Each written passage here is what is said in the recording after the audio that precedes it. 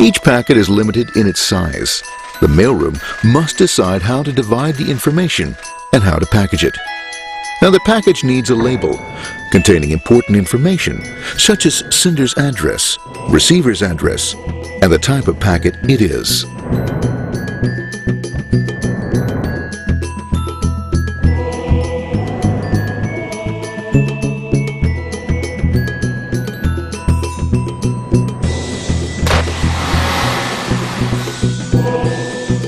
Because this particular packet is going out onto the internet, it also gets an address for the proxy server, which has a special function, as we'll see later. The packet is now launched onto your local area network, or LAN. This network is used to connect all the local computers, routers, printers, etc. for information exchange within the physical walls of the building. The highway of the LAN is packed with all types of information. These are IP packets, Novell packets, AppleTalk packets. The local router reads the address and, if necessary, lifts the packet onto another network.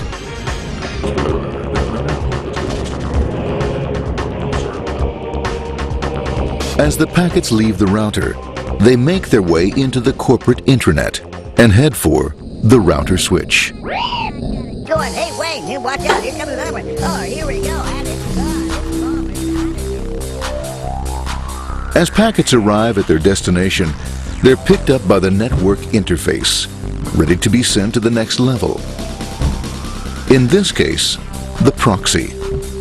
The proxy is used by many companies as sort of a middleman in order to lessen the load on their internet connection, and for security reasons as well.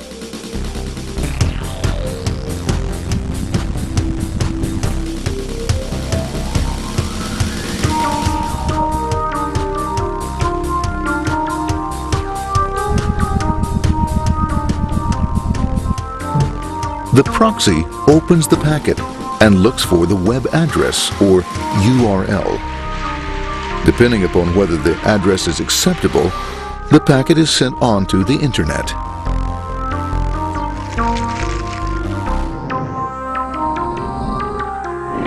There are, however, some addresses which do not meet with the approval of the proxy, that is to say, corporate or management guidelines. These are summarily dealt with. For those who make it, it's on the road again.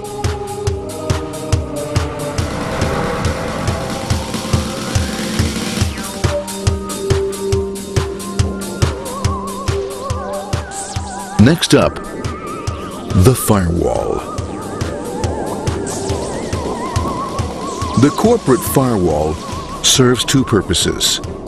It prevents some rather nasty things from the internet from coming into the intranet, and it can also prevent sensitive corporate information from being sent out onto the internet.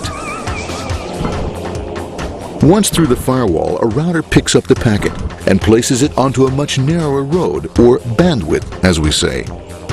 Obviously, the road is not broad enough to take them all. Now, you might wonder what happens to all those packets which don't make it along the way. Well, when Mr. IP doesn't receive an acknowledgement that a packet has been received in due time, he simply sends a replacement packet. We are now ready to enter the world of the Internet. A spider web of interconnected networks which span our entire globe.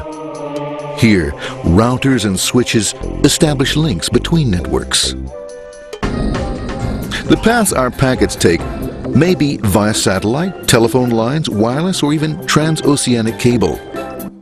Near the end of our destination, we'll find another firewall. The firewall is designed to let in only those packets that meet its criteria. This firewall is operating on ports 80 and 25.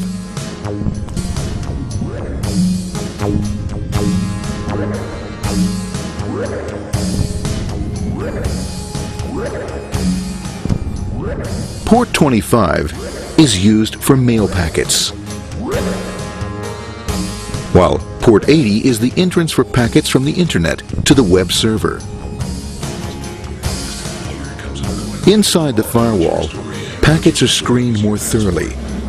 Some packets make it easily through customs, while others look just a bit dubious. For those packets lucky enough to make it this far, the journey is almost over.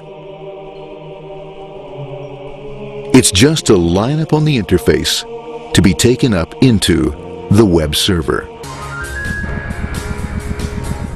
One by one, the packets are received, opened, and unpacked.